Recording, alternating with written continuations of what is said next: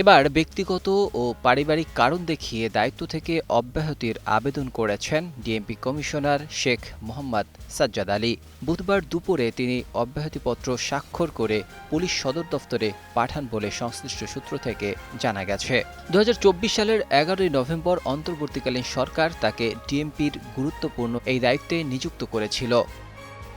এবার নগদে পাচ্ছেন হেলিকপ্টার অফার, তাই কেনাকাটার পেমেন্ট নগদে করুন আর বুঝে নিন 2000 টাকারও বেশি ক্যাশব্যাক সহ হেলিকপ্টার রাইড। পেমেন্ট শুরু করুন আজই। 1 বছরের চুক্তিতে নিয়োগ পাওয়া সাজ্জাদ আলীর মেয়াদ শেষ হওয়ার কথা ছিল আগামী 21শে নভেম্বর। তবে মেয়াদ পূর্ণ হওয়ার প্রায় 9 মাস আগেই তিনি দায়িত্ব থেকে সরে দাঁড়ানোর সিদ্ধান্ত নিয়েছেন। সাজ্জাদ আলীর এই পদত্যাগ এমন এক সময় এলো যখন পুলিশের শীর্ষ পর্যায়ে বড় ধরনের রদবদল চলছে।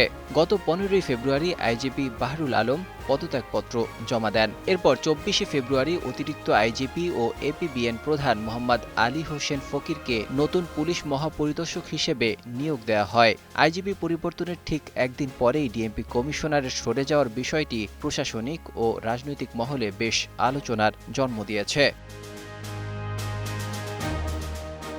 সম্প্রতি ইনকিলাব মঞ্চের কর্মীদের পেটানোর নির্দেশ দিয়ে ডিএমপি কমিশনার সাজ্জাদ আলী ব্যাপক সমালোচনার মুখে পড়েন। সোশ্যাল মিডিয়া জুড়ে তৈরি হয় তীব্র সমালোচনা।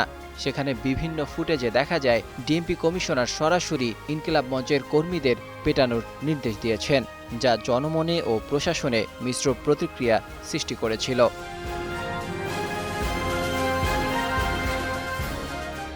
শেখ মোহাম্মদ সাজ্জাদ আলী বিসিএস পুলিশ ক্যাডারের 1984 ব্যাচের কর্মকর্তা। বিগত আওয়ামী সরকারের সময় তিনি সদর দফতরের অতিরিক্ত আইজিপি থাকা অবস্থায় 2016 সালের নভেম্বরে চাকরিচ্যুত হন। 24-এর অভ্যুত্থানে আওয়ামী লীগ সরকারের পতনের পর অন্তর্বর্তী সরকার ভূতাপেক্ষভাবে তাকে চাকরিতে পুনর্বহাল করে।